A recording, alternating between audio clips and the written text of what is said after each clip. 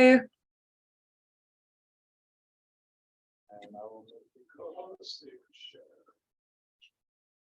thanks. Yeah, because this presentation I originally presented at the International Peace and Justice Studies Association conference. So normally for a talk at the Meditation Center, I probably wouldn't have a PowerPoint ready, but since I already presented this, I figured, why not just use this aid?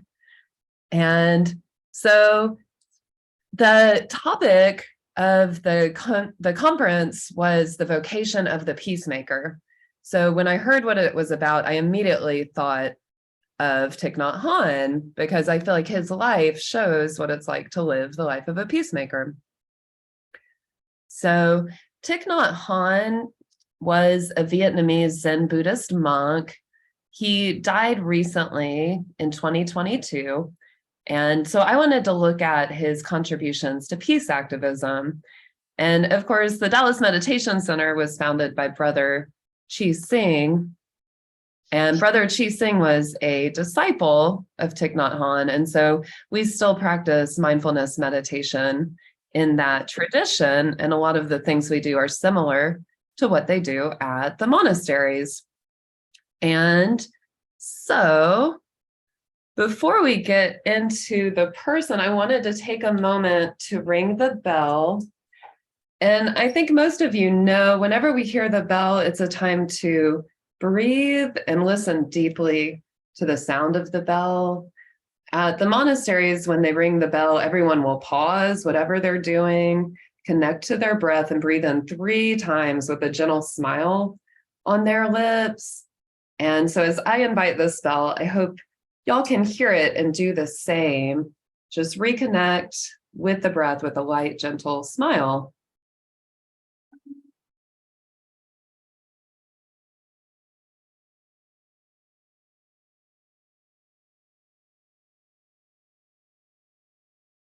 So the first part of this talk, I'm going to look at Thich Nhat Hanh as a person. And so he was born in 1926 in central Vietnam. And by age 16, he was a novice monk, a Buddhist monk. He also studied a secular subject at a university in Saigon. And in 1961, he got a scholarship to study at Princeton Theological Seminary, where he studied comparative religion. Now, the thing is that during the time of the Vietnam War, he saw that a lot of people were suffering. And some Buddhists in the tradition would say, hey, just go sit on your meditation cushion and try to attain enlightenment. There's nothing more you should be doing. And he thought, that's ridiculous. I'm alive here and now. There are people suffering here and now that I could help. So instead of just meditating, he decided to start practicing engaged Buddhism. He founded the School of Youth for Social Services in the early 1960s. And these volunteers would go into the villages that had been bombed during the Vietnam War, and they would offer help. He also formed the Order of Interbeing in 1966, which was a new Buddhist order. And something outstanding about that was that he included women as part of the organization, because that's another thing. Sister Chan Kong said she was told, if you really want to help the world, meditate this whole life and then be reborn as a man, and then you can attain enlightenment.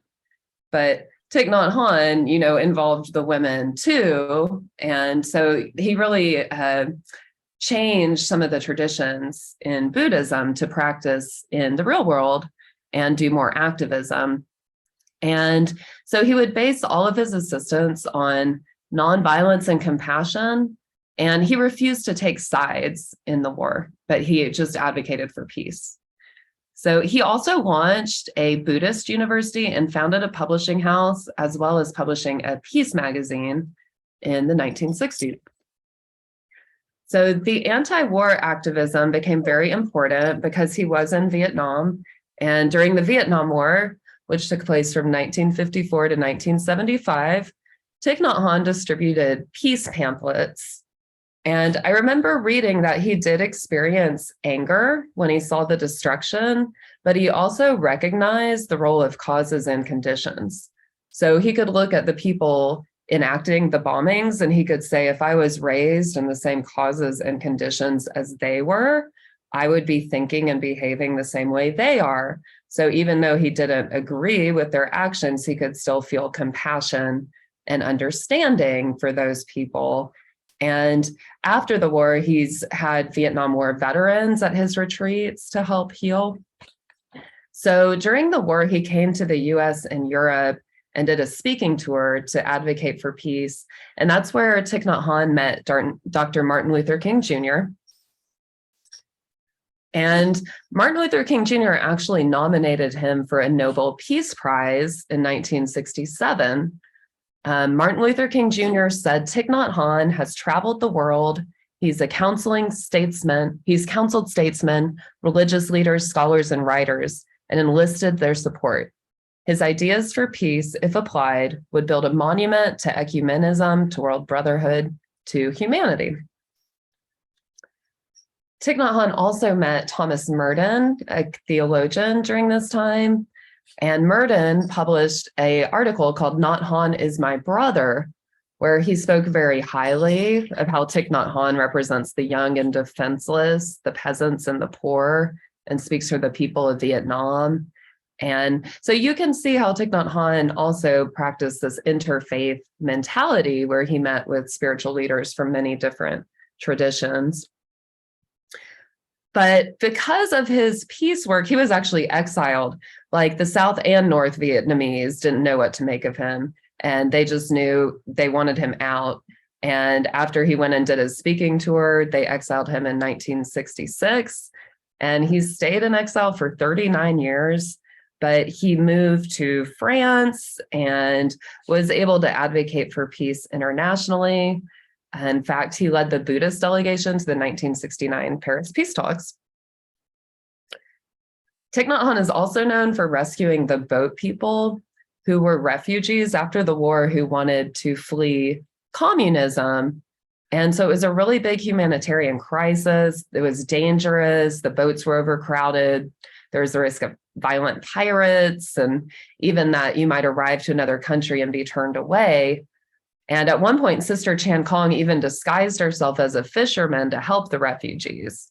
Thich Nhat Hanh fundraised money to rent 2 large ships with over 800 people who planned to travel. But then the United Nations High Commissioner on Refugees stopped his plan. But despite that, Thich Nhat Hanh continued to advocate for the refugees and convince nations to take them in. And so let's take another moment to connect to the bell. And this time I'll just share that the practice of nonviolence goes so deep at the monastery that they don't even say, hey, let's strike the bell, let's hit the bell. They say, let's invite the bell, because they want to use that nonviolent language. So let me invite the bell again and give us another chance to connect to our mindful breathing.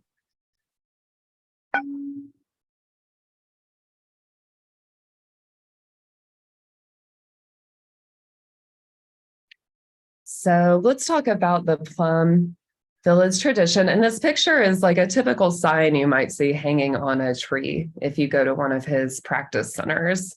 And it says, I have arrived. So Thich Nhat Hanh follows the basic Buddhist teachings, which are centered in compassion and generating bodhicitta, which is the supreme good heart, on the bodhisattva path. On this path, we practice metta, which generates loving kindness for ourselves and others. And the goal is, in general, to reduce suffering of all sentient beings. So you could see how that would inspire anti-war activism or peace advocacy. The 3 jewels of Buddhism are the Buddha, the Dharma, the Sangha. The Buddha is the historical man named the Buddha, and it's also the Buddha nature within all of us. The Dharma are the teachings that lead us away from suffering. And the Sangha is our community that meets together and practices mindfulness.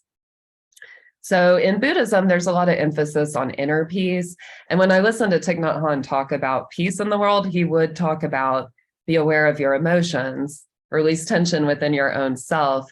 The first part of the talk I listened to was all about ourselves, how we could breathe into the tension and release it through mindful breathing, sitting, and walking. So in Buddhism, there's the Four Noble Truths. The first is that suffering is inevitable. Birth, growing old, growing sick, and death are all suffering, but there's also a cause to that suffering. So the Buddha taught if there's a cause, there's a cessation of suffering, and the way to find the end of suffering is in the Eightfold Path. So if we follow the Eightfold Path, we'll be skillful in reducing suffering in others. So when it talks about being right, that's how I see it. Like the right view will reduce suffering in ourselves and others. The right intention will do the same thing. With right speech, we're mindful of the words we say to avoid causing harm. Right action is like that engaged Buddhism, wanting to go out in the world and help people here and now. And right livelihood is doing work that improves the world and doesn't cause harm. Right effort is our continued practice of mindfulness, and right concentration we develop the more we practice mindfulness.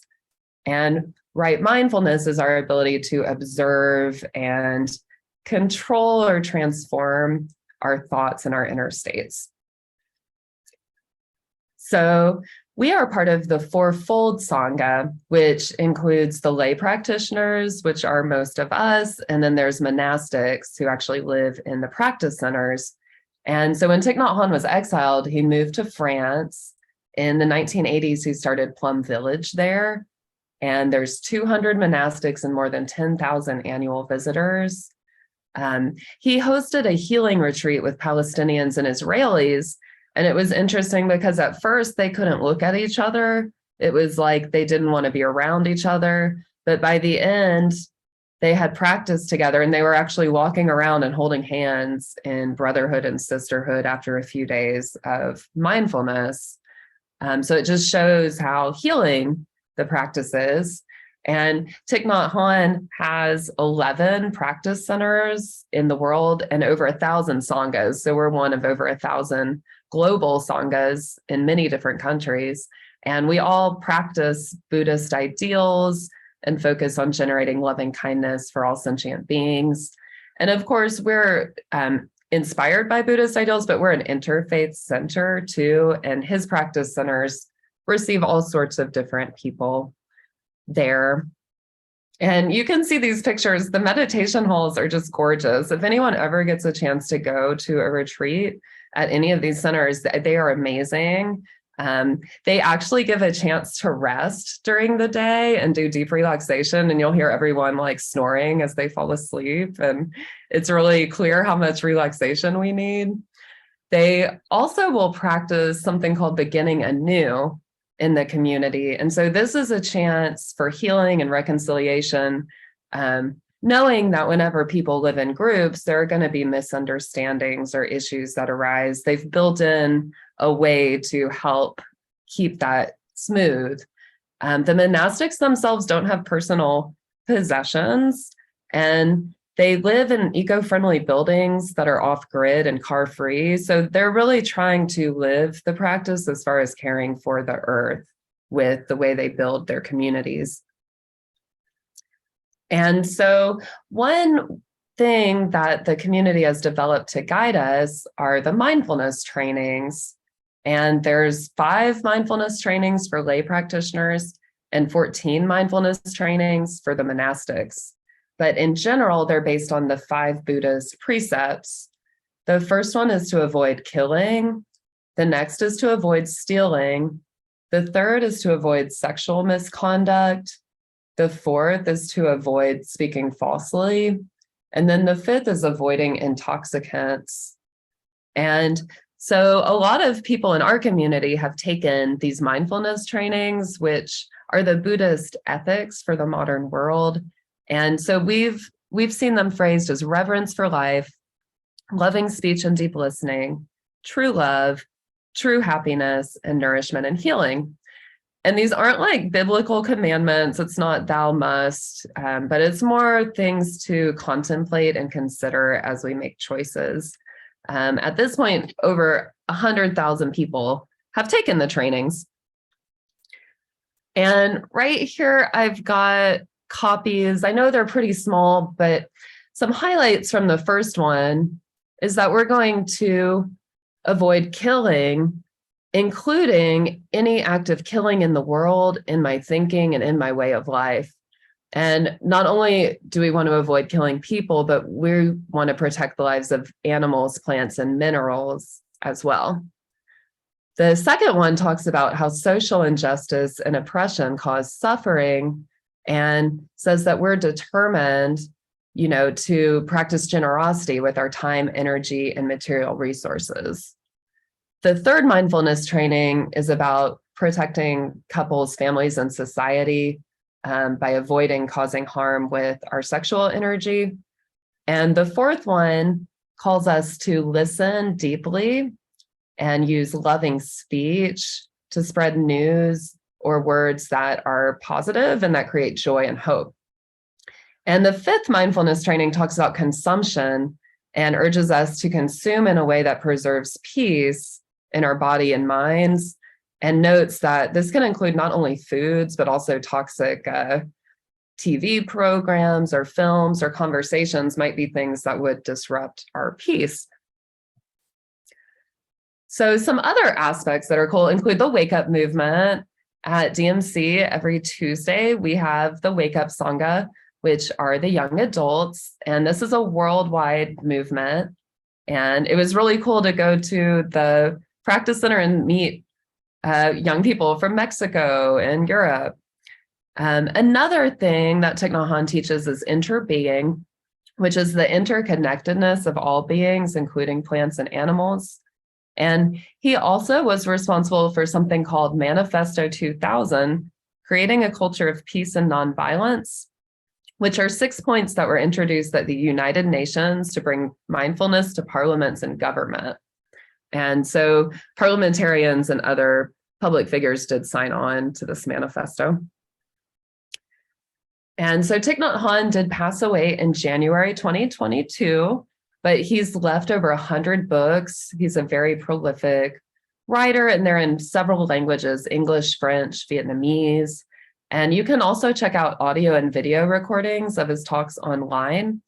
Some of his best known books include Being Peace and Peace is Every Step. And you can also see some of his art. He did beautiful calligraphy. And so I did include an excerpt of this poem for the Peace Conference, just to show how, Thich Nhat Hanh really saw himself in everything, especially here at the bottom. He starts out talking about how he is in everything, the mayflies, the birds, the frogs. But he also says, I am the child in Uganda, all skin and bones, my legs as thin as bamboo sticks. And I am the arms merchant selling deadly weapons to Uganda. So it shows this idea of interbeing. And it reminds us why we practice metta for those that are difficult to love too, because our world is filled with those types of people. And Thich Nhat Hanh is able to see that, the Buddha nature and the heart of love has enough room for all of those people. So that is all I had to share with the presentation. So I'd love to turn it over to anyone who wants to ask questions or share something about your meditation practice today. Yeah, so thank you, Jessica. Yeah, and I'll welcome you here in the room to, if you have questions for Jessica, or if you would like to share, and then also those of you who are online, Paul will help